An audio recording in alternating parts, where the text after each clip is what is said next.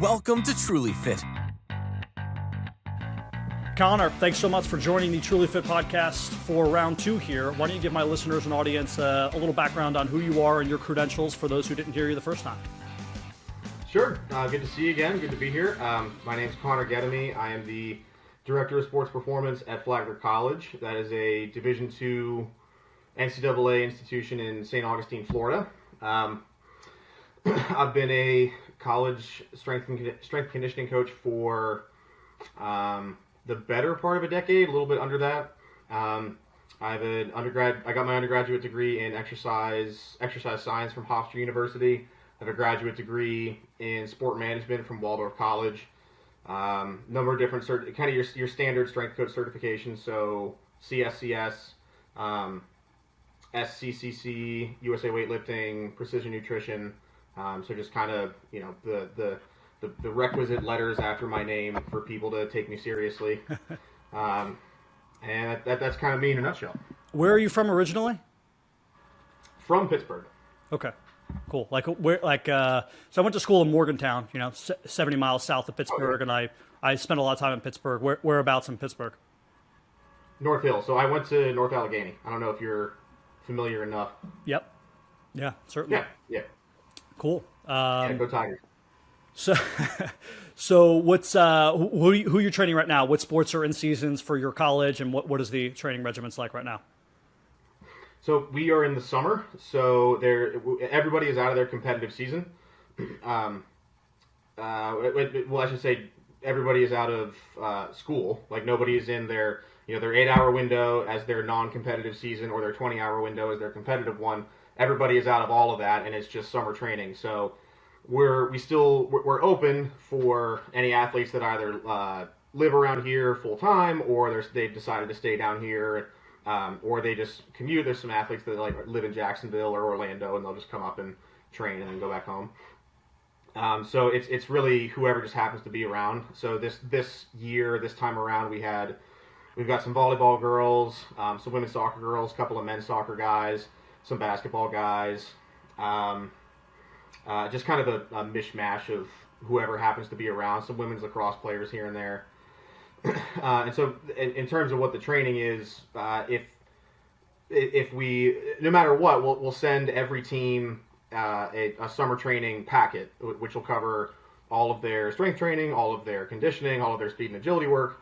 But then for anybody that is going to be on campus, that's going to be training in our weight room, and I can actually watch them and supervise them, I write a slightly different program just because I can kind of, I can do some more complicated exercises with them that I wouldn't otherwise trust them to do at, say, Planet Fitness.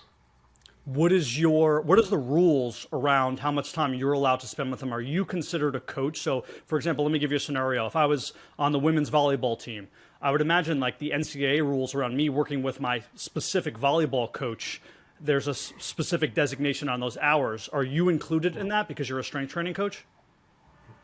The Matt Green, our compliance director, could probably tell me why I'm wrong, or hopefully I'm not wrong.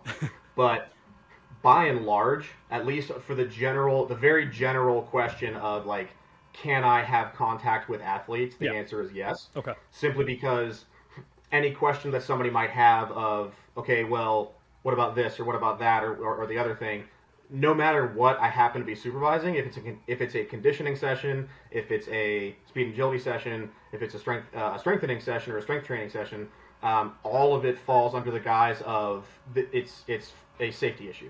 If somebody is going to have weight in their hands, they need to be supervised by a professional. If somebody is going to be, conditioning to a point of near, maybe not the right term, but near exhaustion, or to a very significant degree, or if they're going to be running at the highest speeds or highest intensities that they can manage, all of that again falls under sort of the general umbrella of you need somebody there to supervise that. So if you were looking for things that I couldn't do, I'll be as hands off as I can. So I'm not gonna I don't report, hey, this person showed up today. I'm not going to tell any coach, this person showed up on this day, this person showed up on this day. I don't take any attendances. they track their numbers, but that's just for themselves so that they can just see, okay, I need to progressively overload. I'm not sending those numbers to any coach. Essentially, nothing is recorded and sent to anybody that is going to care because for the reason that I just said, I can't, serve as sort of that conduit between the athlete and the coach, because then I'm essentially acting as, hey, this is optional, but it's really mandatory because coach is going to hear about it. Yeah, that makes perfect sense. From a safety perspective, I don't see why the colleges would care about that. If anything, they should be promoting that. And then also, it's not as if you're giving an advantage. That the players aren't working together. They're not talking to the coach. There's no strategic advantage. This is just them benefiting their overall health and wellness, which is less likely to get them injured, hopefully. And I don't see why colleges would ever have an issue with that. Right, and all we do is just say, we just post on our public social media, hey, the Flagler College Sports Performance Center, or will be open from 9 a.m. to 3 p.m. Monday through Friday. Come on in. So there's no official start time of like, okay, if you're not here by this time, then you're late. Like no one's punished for not showing up at a certain time or anything like that. Like it's it's we are around if you need to utilize us, and then that's kind of, we'll just operate within that, within those boundaries. Do your athletes and students share a facility, or do the athletes have a separate facility? We used to. So the facility that I have right now used to be the gym for everybody. So my first year on the job, 6 p.m. I have 35 baseball players and 15 other like weekend warriors all trying to share 4 squat racks. So an absolute nightmare. Yeah. Our very gracious amount of money was spent on providing the non-athlete students their own fitness center. They also, that building that they turned into the fitness center also serves now as the bookstore, serves as the mail office. Sure. And then for us, we didn't have to do any like the room was already here, so we just moved in some equipment that was purchased with the budget that we already had or money that we raised. And so we just kind of turned it, moved some treadmills out, moved some standalone machines out in order to make space for things that are a lot more, that are going to be much more useful to a larger number of people quicker in, say, a 45-minute strength training session than, say, just a YMCA type fitness center. Sure. Yeah, it seems like a must for colleges now. It's almost a no-brainer. I know that fitness and health is sort of becoming very trendy at younger ages. Before like let's say 20 years ago, it wasn't as trendy. So looking at a recreation center, let's call it fitness, rec center, basketball courts, swimming, all of that is very important to 18-year-olds when they're going to college. It was even important for me. Now that's 20 years ago. I remember going to Morgantown, looking at their recreation center compared to some other schools and saying this rec center is certainly a pull. So obviously this is what colleges are going to be doing, because it's a huge advantage to pull a student away from a college, let's say 20 miles away, because your rec center is better. Yeah, for sure. And I could be completely off base on this, just based on like my exposure based on social media, because social media isn't real life. But what I've started to notice is, as opposed to more people in general finding a good middle ground of let's be generally a little bit more fit, it's kind of separating to either like the more hardcore, not hardcore, but like people that are super into it versus people that not just aren't into it, but they're like, here's why this is bad.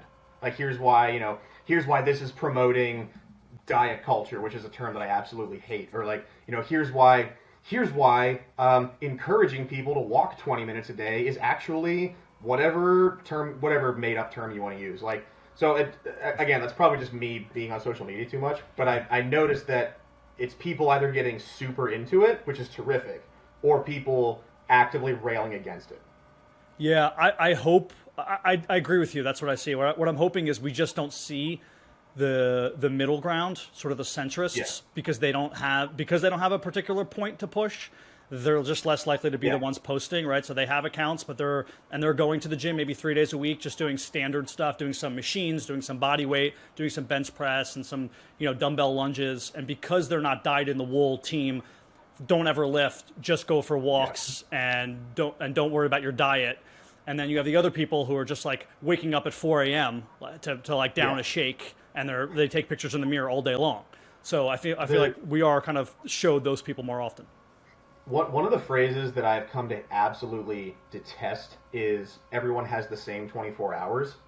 No, they don't. They and that's used as like somebody might expect a person like me who cares a great deal about their physique and their levels of strength and their fitness and this, that, and the other thing. Somebody might expect me to be the type of guy that says, well, everyone has the same 24 hours. You just got to manage your time. And if it matters, if it matters, you'll do it. If it doesn't matter, you'll make an excuse. Like, okay, tell that to a single mom.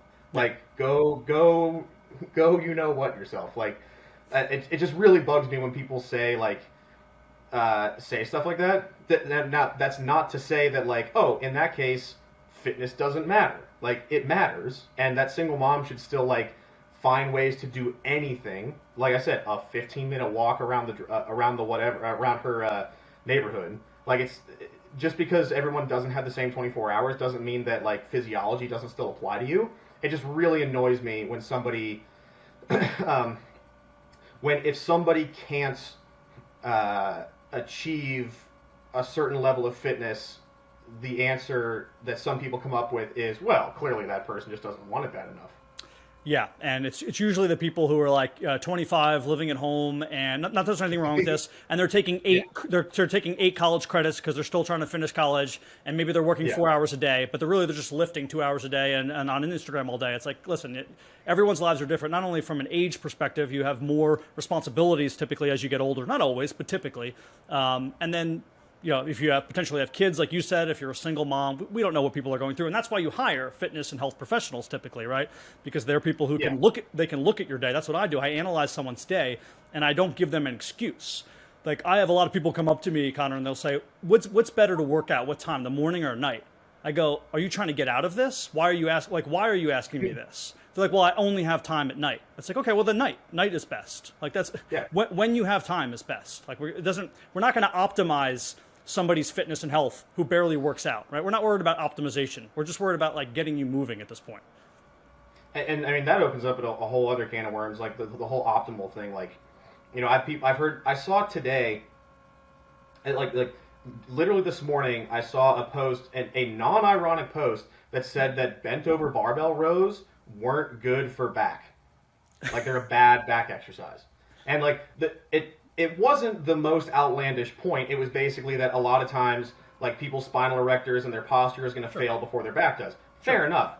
But the way that they phrased it was, like, going back to like what we were saying about like sort of like sensationalized stuff and nobody's going to listen to, like just vanilla opinions. Like, that's what it's gotten to, is that like that's how dumb the vast majority of like Instagram and social media and just the fitness industry has become, that it has gone so far around and gotten so utterly overthought and like majoring in the minors and paralysis by analysis and all these other buzzwords, that you have educated people making a very serious post telling people, if you want back muscles, don't do barbell rows.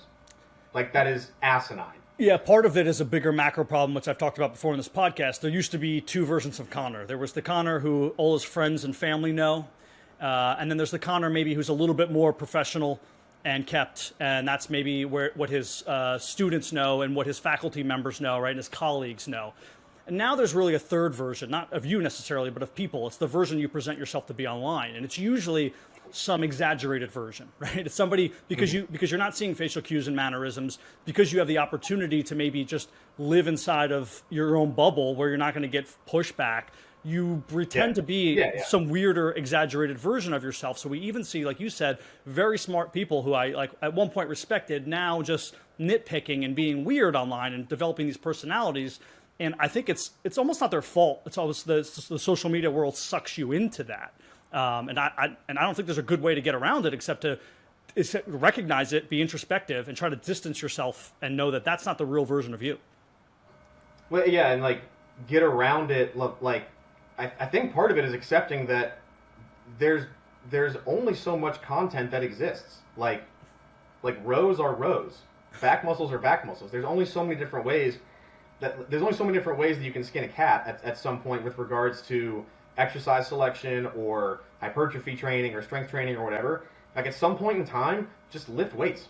Like stop there's this big pushback on barbell bench press right now that like it's not good for pec hypertrophy. And again, like the point that's being made is not a bad one. Like it's not the greatest exercise for pec hypertrophy, but to tell somebody don't bench because it's not good for chest is pants on head ridiculous. Yeah. So like if you I think we talked about this last time I was on, like if somebody if bench press is somebody's favorite thing to do, then that's a good enough reason for them to do it. Also, are you getting up on stage? That's the only reason why the hypertrophy is going to matter more so than like if you're just a normal person. Yeah, exactly. You know? Yeah. If you're a normal person, you want overall strength, and you want to also hit your triceps and your anterior delts, and you want to focus on explosion. Like there's a million reasons to do barbell bench press outside of just building your chest muscles.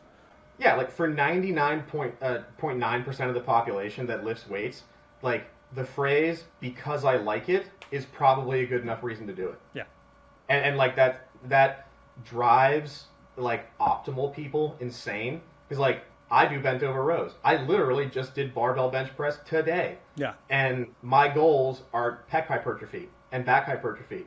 I like barbell rows. I like bench press, so I'm gonna do them. Yeah, and that's it. I don't care how optimal it is if I enjoyed my workout. Yeah. And apparently that's just becoming a foreign concept of like, no, you didn't do, the line of pull and this particular subsection of these fibers of your pec. Like, shut up, dude. Just be quiet. Like, go home.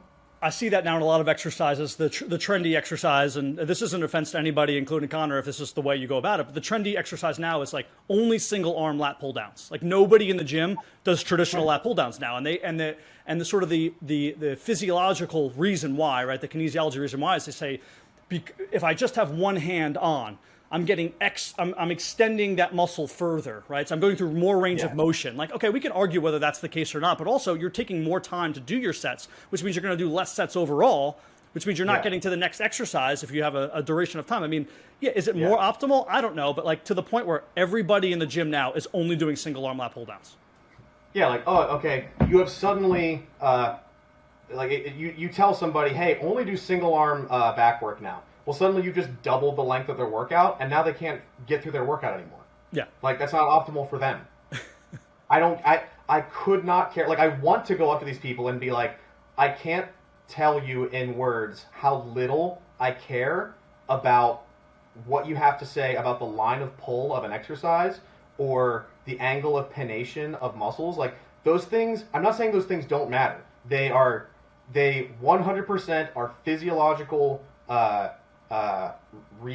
facts and realities, and for the overwhelming majority of people, it doesn't matter. Not because people are physiological anomalies, but like liking something, it is liking something more than something else means you are just gonna try harder at doing that thing versus the thing that you like least or like less, and you're gonna look forward. It's gonna be more likely that you'll look forward to doing that thing more often, and you won't get sick of it quite so quickly or ever.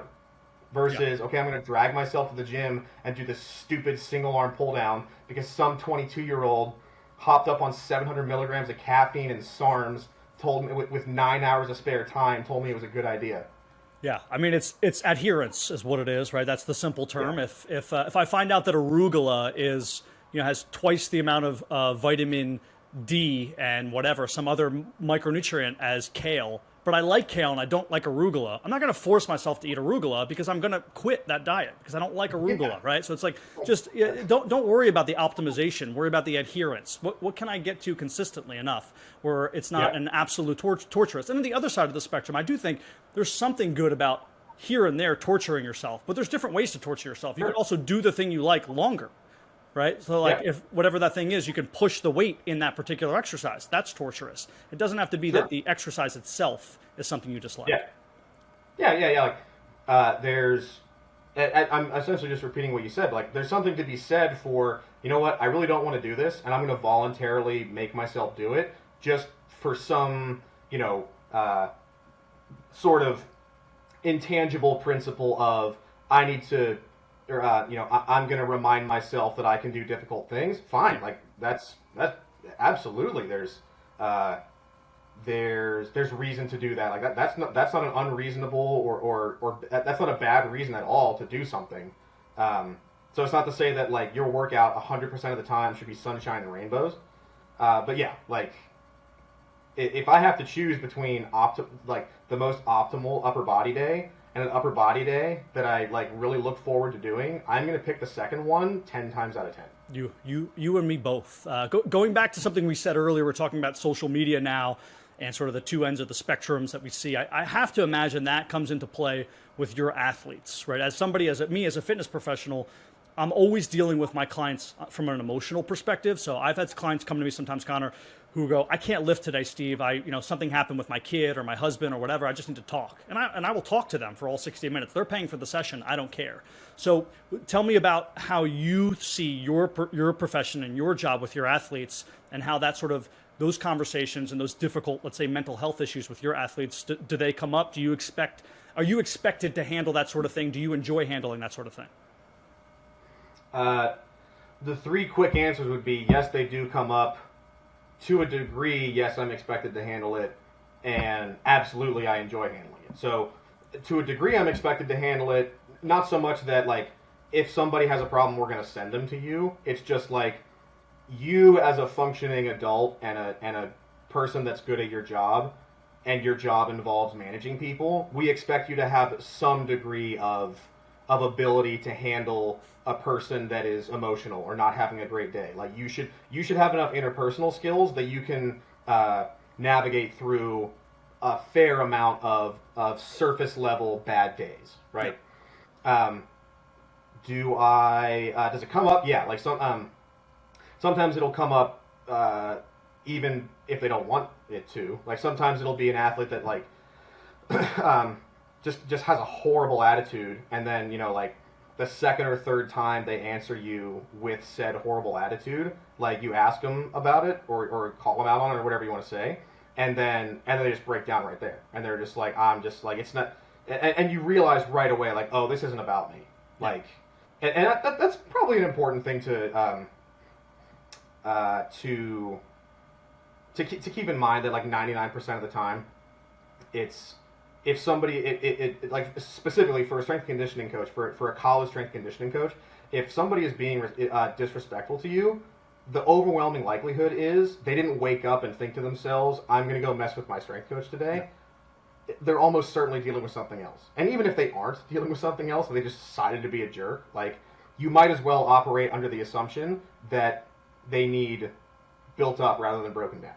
Because, the worst case scenario, I let some person be a jerk to me, and turns out there wasn't a reason that they were being a jerk other than the fact that they're a jerk. Okay, big deal. Yeah. Versus, I thought the worst of somebody, they really needed somebody to help them out, and I made them feel even worse. Yeah. Which I have been guilty of and totally done earlier in my career, so I just want to make sure I don't do that. And then, yeah, do I enjoy, or I should say, so yeah, sometimes it'll come out whether they wanted to or not, and then other times like an athlete will just like either text me or call me or come to my office and say like, hey, can we talk? And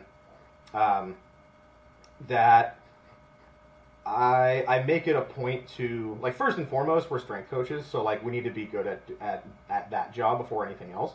And like I just said, I am perfectly comfortable handling surface level bad days, and even some some deeper stuff. If I have a closer relationship with an athlete, maybe like I've known them since they were a freshman and now they're 22. Like, and I was there.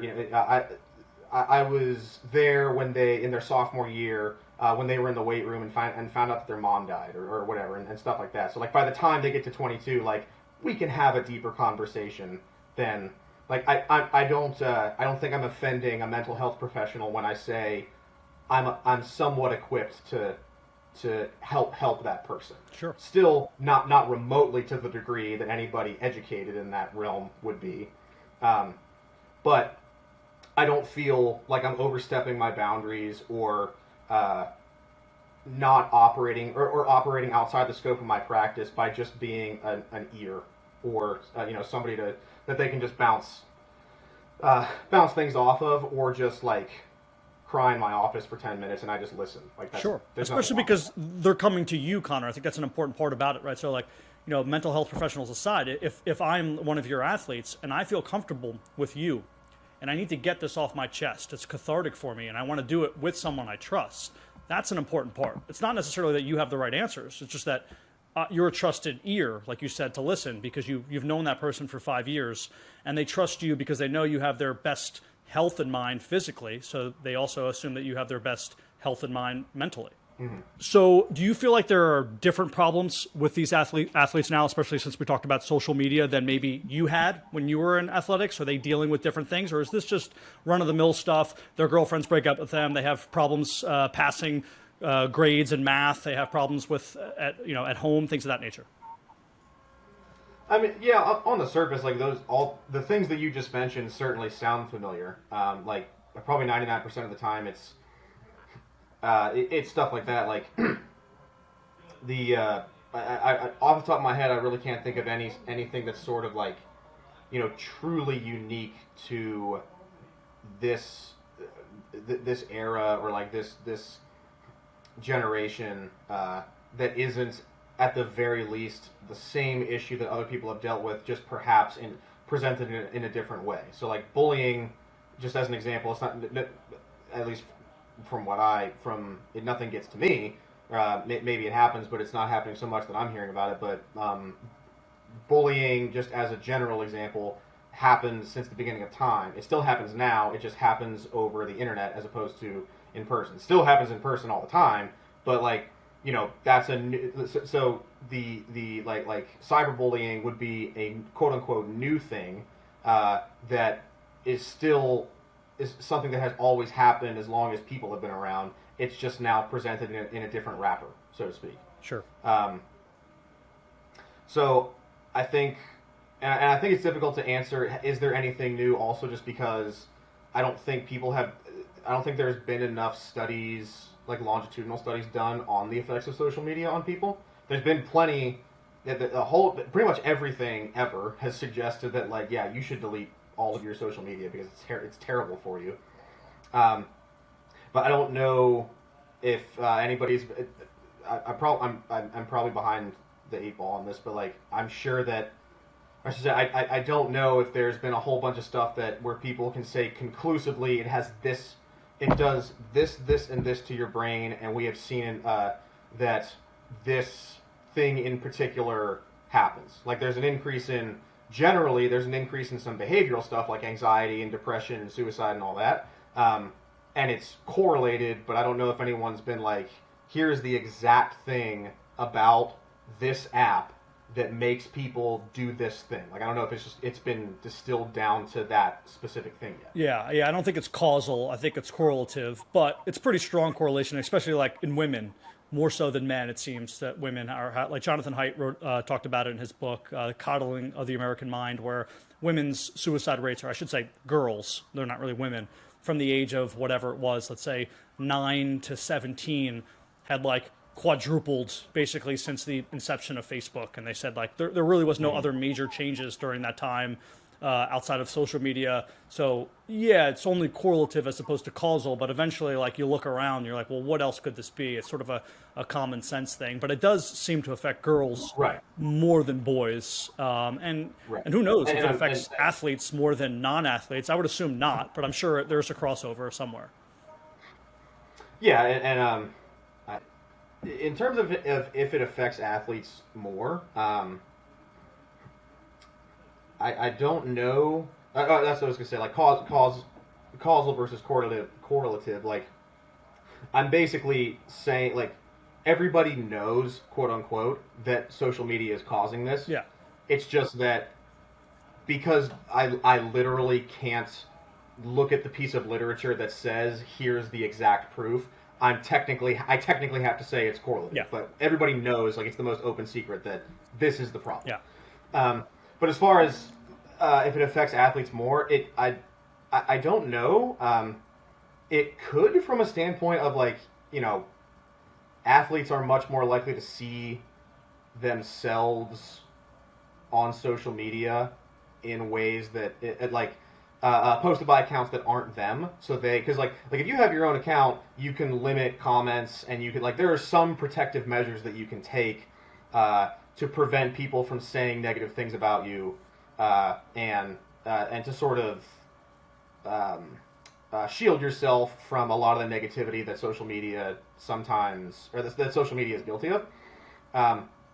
But if you're an athlete, and let's say you're like a Power 5 Division I athlete, and you show up on the not top 10 on SportsCenter, well then, like, and like SportsCenter posts you on their Instagram, you're gonna get, like, and the top comment has 50,000 likes, and it's like, who is this clown? Yeah. Why? How did they even get into the sport? And then you're that clown thinking to yourself, oh, that's just the thing I've been practicing for 18 years, and now everybody thinks I'm a total bum. Like, it's, I would say being an athlete affords you more opportunities to get embarrassed on social media, or just to see negative things about you, because more of your performances in daily life matter to more people in the form of games that you play. Yeah, I think there's an LSU softball player. Her name evades me now, but she has like 2 million followers, right? And I don't think it's necessarily because, like, she has great pitching form, right? She happens to be like a young, good-looking 17, 18-year-old girl, or whatever. She has 20. Are you sure it's softball, or is it gymnastics? It's probably gymnastics. Because Livy Dunn is... Yes. So that's gymnastics. Yeah. And yeah, like, sorry, Livy, no one's following you because you're a great gymnast. Yeah, I mean, it's not. I think that's the problem, right? So it gets to a lot of people's heads. It's like, why exactly are they following you? Or it's like, whether you're a golfer or a gymnast, or maybe you're a Division I football player. Do they really want to hear what you have to say? Because that's what ends up coming on too. They come on, they're like, oh, people just want to hear my words of wisdom. No, they're not. They just, like, they see you on TV and they think you might make a lot of money one day, and you're interesting to look at, and like that. This is why they're following you. So I think there is a. Again, you start your own. I mean, basically what the social media is. It's like your own little channel, your own little documentary, real life TV show, and it gets to people's heads really quickly, and that's difficult at the age of 16, 17, 18. Like, and parents don't know how to even work with that with their children, because they haven't experienced it before, right? So much of parenting, or even coaching, right? In a sense, you're a coach, right? And so much of coaching is like talking about your experiences. It's like, well, you don't have experiences with, like, having to deal with a million people yelling at you at the internet. So it's such a hard thing to cross with these young athletes. And the best way to say is, like, hey, just to kind of like pull the plug, disassociate yourself from this. It's not going to help you. But at the same time, if they're making a lot of money, which someone like this gymnast is, then what do you do? Yeah, like, if I'm Livy Dunn, like, I'm not listening to like this bald guy on a podcast. Like I'm gonna keep making my $100,000 a post or whatever it is. Like like she's raking it in. So, like, good for her. Yeah. But, like, guys and girls alike. I mean, I saw like a top 10 list of, like, the most valuable NIL athletes, or something like that. And it was like LeBron's kid, like Livy Dunn, Haley Von Lith, that LSU basketball player, I forget her name, and then the Iowa one, Caitlin Clark.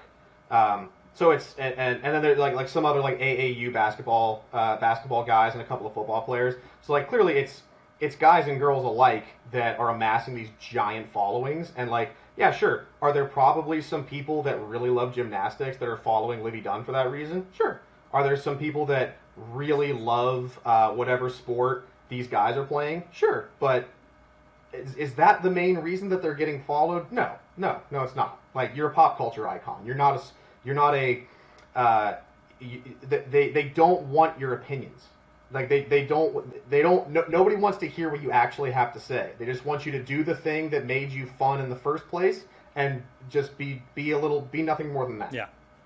And it's scary because you think you're going to be the next sort of child star, Britney Spears, Macaulay Culkin-esque sort of psychological disorders due to this, because you're living in front of a screen, and and all of this limelight, and I don't know what's to come. I hope our athletes aren't dealing with this, but to move away from athletes and, move towards adult mental health or professionals with, mental health.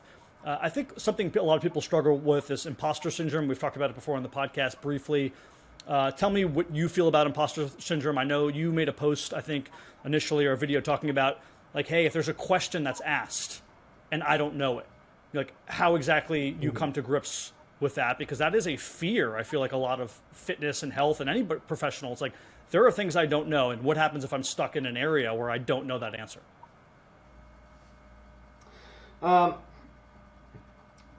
Well, part of it is like I have that concern that like I'm going to get asked, the quote unquote that question that everyone finally realizes. Oh, that guy! Like everyone in the room slowly turns towards me and is like, "Oh, you don't belong here." And everything you've ever done like is not worthwhile anymore because of this one question you don't know the answer to. Yeah.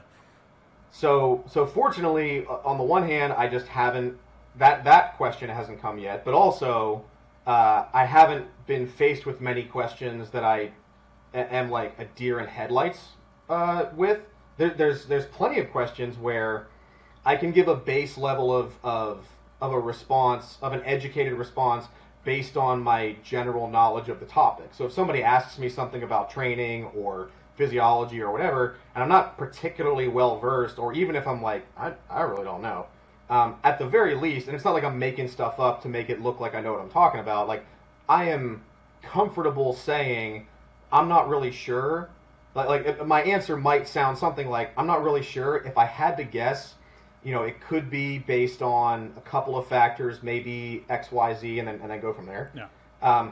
So even whenever I'm faced with something where it's like, I do not know much more than the average bear, I can still give an answer that I am proud enough of that I don't mind giving it. Yeah, I struggle with that at some point, and now I force myself to sometimes not even give explanations and simply just say I don't know, because it's really hard to do that. And when you start just saying like I don't know, you come to grips with like, oh yeah, I really like I it's okay that I don't know these things. And I mean, as a health professional, I guess the follow up is I don't know. I'll look it up on your behalf. Yeah. I'll talk to the appropriate people on your behalf, and we'll come to an understanding of what's going on. But I don't have the immediate answer here and there. But a lot of people just don't feel comfortable saying that. It's weird because it's in some respects, the further up you go, like in the educated chain, the more likely you are to hear that. So like if you're in a room of like full of like scientists, and there's like, I don't know, a geologist who is like making a speech and someone asks him a question, but the question like sort of mirrors like not just geology, but archaeology. Like the first thing he's going to say is like, that's a little bit outside of my wheelhouse, my specialty, but like if you ask the guy who sells shakes and lives at his parents' house, he'll tell you right away that, all the specific mechanisms on why you can just lose fat from your stomach. So like so it does seem to work in that fashion. So I do think there's something also that people respect more when you just say, you know what, I don't know, I'll look it up. That's not my area of expertise. Yeah, for sure. I think is that the Dunning-Kruger effect, where like the people that like the less you know, the more you think you do, or something like that. Like there's a graph where it's like, you're 6 months into it, and your level, like your confidence in your knowledge is like this. And then all of a sudden you learn just enough to realize you don't know anything at all. Yeah. And then it very slowly trends up from there. But there's that initial of like, oh yeah, I've been doing this for a couple of months. I know what I'm talking about. and I get it. Like it's like second year exercise phys syndrome. Yeah. Like everyone just, okay, I know everything about the body now. Yeah. And I get it because you're excited about the topic, whatever it is, right? You're excited about the topic. So you want to talk about it and you want to share what you've learned. And there is a mechanism, I'm sure you know this, like the more you talk about something, the more you write it out, the more you speak it into existence, like the more it gets ingrained into your brain. That's why like coaches end up being like so efficient at movements, even though they're not doing them, because they're always explaining and sort of like verbally talking about the movement. So I get that from their perspective, but there's a difference between talking about, one particular thing that you have an understanding of and then pretending to have this wide range of knowledge of everything after 1 or 2 years of studying it. But yeah, the imposter syndrome, I think, is healthy because If you don't have that, Yeah. then there's something wrong with you, right? There's like, my wife comes home all the time from work. She's a physician and says like, I have to deal with this new type of patient I wasn't expecting to deal with. Like I had no idea what to do with them. I had to like, go look up what exactly to do with them. And it's like, this is a normal part of the process. It doesn't matter who you are. There's always learning to be done. And if you're somebody who pretends you already know everything, to me, that's like a weird sense of like ostentatious narcissism. Like there's probably something missing there. Yeah, like if you're the smartest person in the room, you're probably in the wrong room. Yeah. Yeah, just the like the. I mean, as is the case with anything ever, the answer lies somewhere in the middle of it. Just requires a balance of simultaneously having the humility to admit that you don't know everything, but also enough confidence to remind yourself that I have spent X amount of years and X thousand hours in this more than the average human being. So like, it's fair to say that I know some stuff.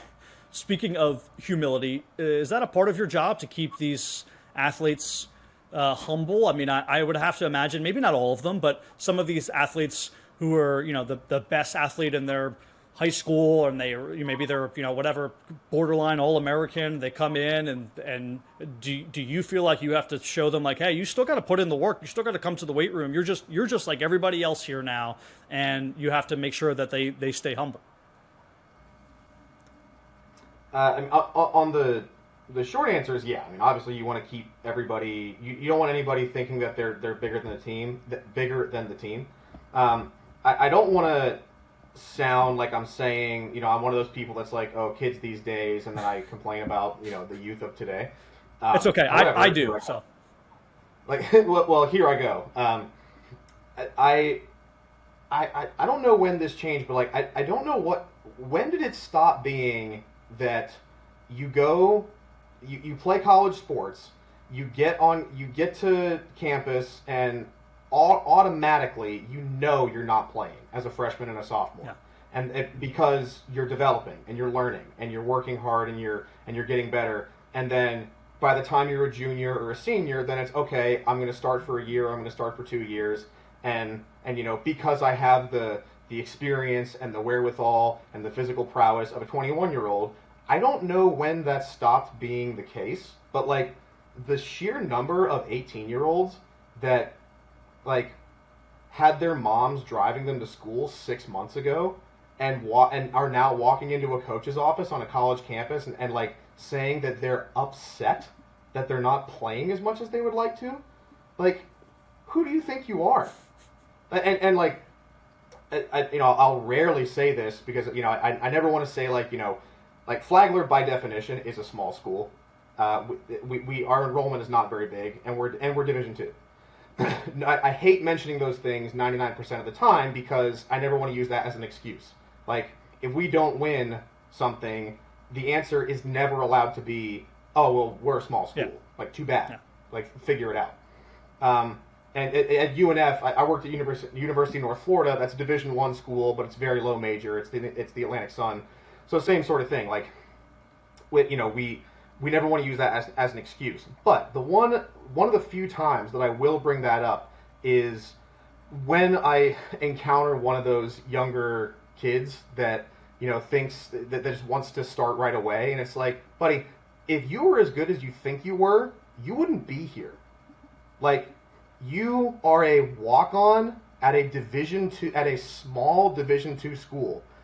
Who told you that, like, you were as good as you think you are? Like, where did you get that from? Like, if you were as good as you think you are, you'd be at Auburn right now. And guess what? You're not. Yeah. Yeah, that's a good point. I don't know when that came into, but I could see that in the younger kids that I also work with from time to time. I mean, who knows? Maybe it's just we're so far removed because we're so much older, and maybe there were kids like that in our day, and we're not pinpointing it. But I don't think so. I think it's gotten worse now. And maybe it's because they have more options now. There's more going on. Yeah. When you have more options, you feel like you're almost like coveted. Like, there's this thing where these kids do, like, I forget what's the app. There's an app where you put all your videos on. If you're a football player. Huddle. Huddle, I think H U D Yeah. L, right? So it's like, oh, I Yeah. have this many views on Huddle, and like, oh, the coach from Yeah. whatever Kentucky had like mentioned something about like me maybe playing there or visiting there. So like, that gets into their heads, and Yeah. there's this bigger, larger than life kind of feel of what they could potentially be. But ultimately, it's like you're starting over. You got to earn it. You got to earn it just like you Yeah. did before years ago when you were a freshman in high school. And there is something like I don't want to go out of my way and criticize people that just want to play the game. Yeah. Like we're very fortunate to have a couple of teams on camp, well, more than a couple of teams that are nationally competitive year in and year out. And some of those teams have pretty big rosters. So you are going to get some 18-year-olds, some freshmen that come in that are pretty good. But the sophomores, juniors, and seniors are just straight up better than you. Like, sorry, they just are. That doesn't make you any worse. Like, you are an objectively good player. We just have a ton of players that are just that much better than you. So I don't blame that player for having the priority of, I don't care that much about wins and losses. Like, I'm not going to be a bad person. I'm not going to get bad grades. I'm going to be, a positive influence on the team, but I just want to play just for the love of the game. Like, I know I'm not going to play professional sports. This is the last chance I get to play competitively. I want to play. I do not want to ride the bench. I can respect that if they're open about it, and right off the bat, it's okay. That's what I want to do. That's where I want to go. I'm somebody that I would rather be part of a championship tradition, even if it means I don't play as much or I ride the bench or whatever it is. Like, I'd rather contribute to that than just get to play and the team goes 500 or we lose more than we win. Like, the first one sounds more rewarding to me, but I'm not necessarily criticizing the people that just love the game and don't really care about championships. They just want to play. That's okay. There's just a way to go about doing it. Yeah. Yeah, it's really tough. I imagine as an athlete, you want to be introspective, like you said. Is my goal to play right away? And maybe if I go to, I'm just saying, like maybe if I go to Flagler, I think I can play right away. And then maybe the next school, maybe if I go to North Florida, I don't think I can play. I might have to wait 2 years, and this is where I want to go. But also, I feel like it's difficult because it's so hard to just sort of forecast the future. Maybe Flagler has this amazing recruiting class the next year underneath me, and I'm still not going to play because all those kids who are a year younger than me are still better than me the next year. Or maybe they change the system and the coach is different, right? So there has to be some perspective of the athlete just to say, I have to endure whatever happens. Like, I'm signing up for this, and there's going to be an ebb and a flow here, and I don't know what's going to happen. Maybe we'll win the championship. Maybe I'll be a star. Maybe I won't. But I have to endure these 4 years and learn something from it. And I think that comes back to, I'm glad I'm able to kind of come back around to this because I wanted to mention this about the mental health stuff. Like, on the one hand, because you said endure these 4 years, so meaning that it's not all going to be sunshine and rainbows. There's things that you're going to have to put up with and deal with. So, I'm not 1960s football coaches didn't get it 100% right. Running your team into the ground and giving your athletes no say in anything whatsoever and not even caring about them as people. And no, they didn't get that right. But there is something to be said for being resilient and having however you want to call it, mental toughness or just being tough or grit or resilience or whatever. That's one of the reasons that I like working in sports, because sports teaches people how to overcome difficult things. So all the way back to your client at the very beginning, if somebody, there's some stuff, I don't care how tough you are, you're just going to have to take the day. Somebody's mom is in the hospital, just got diagnosed with cancer or something like that. Dealing with certain mental health issues, mental health days are important. And just generally speaking, mental health is important to remember that it matters. And it's it affects people every single day. But, again, I think it's important to not coddle people too much in sports, because at least to me, one of the main purposes of sports is to teach people how to soldier on while things aren't going that great. Because if you want to, because you're doing it in a context in sports where, okay, if you fail, if you can't go on, and everything just falls apart. The worst that it can get is that you just lose a lot of games, or you lose the championship, or whatever. Everything else is fine. If you don't have the ability to soldier on in life, then you might lose your job. You might end up homeless. Like, the stakes are way higher in life, which is why I like using sports as a tool to teach resilience, so that once people start to have to deal with way more important things than I didn't get to start, or my coach yelled at me today, if you can't handle that stuff, then you are screwed. So I just think that it's important to keep people's mental and psychological well-being in mind, because it matters, but sports are not necessarily the greatest place to look for comfort when it comes to, I'm dealing with some issues and I could really use some grace. Well said, yeah. And your mental health in some respects, not always, obviously you can push past and it's difficult to tell, but it's a muscle to be worked, right? All of us who have endured, that's been the term that we've been used, get stronger in some respects. Now, if you push too far past, maybe that glass breaks and that's not what you want. But there is something to be said about, not going David Goggins crazy. We're not telling anyone to, run 40 miles in the mornings until you have 2 knee replacements, but at least pushing past both the physiological and maybe the mental, let's say waking up at 4 a.m. and doing these tough workouts, and maybe not starting for a year because the kid below you ends up being better than you. These sorts of things are life lessons in a sense, and it's going to make you a better, more well-rounded person. Yes, agree. Absolutely. Yeah. Connor, this has been fantastic information. Why don't you let my listeners and audience know where they can find you? Your Instagram has great content, so definitely shoot them your Instagram name, but anything else, maybe a direct email, or if they want to reach out to you directly if they're professionals. Instagram is at connor.gettemy. It's the worst name to say out loud because it all rhymes, but at connor.gettemy is my Instagram name. The thumbnail is just a bald guy with a blue background, so that's easy enough to see. And then my professional email is cgettemy, cgettemy@flagler.edu. For any of those, like, I've had some people on Instagram just reach out to me. Like, I've talked about, like, again, the mental health stuff, or like I take personal clients, I take one-on-one clients. I've had people reach out to me about everything under the sun. They have a question or two, and I'm happy to answer it. I'm not going to charge people for stuff like that. But if you just want to pick my brain about training, cool. If you want to hire me, extra cool. If you need someone to just talk about some stuff with, cool. Like, I have been seeing mental health professionals for 6 years, and I up until very recently had been taking medication, and I'm weaned off of it now, very fortunately. But I get it. I know what it's like. So I don't care if I've never met you before in my life. I'll talk to you if you need someone to talk to. And then same email. I mean, if you can shoot me an email about if you want to be an intern, if you want to volunteer, if you want to just come by and see how things work, or again, if you just want some advice on how to work out, how to train, or if you're a young coach, or anything else under the sun, give me something to talk about. Take advantage, people. My guest today has been Connor Gettemy. Thanks so much for joining the Trulyfit Podcast. Thanks for having me.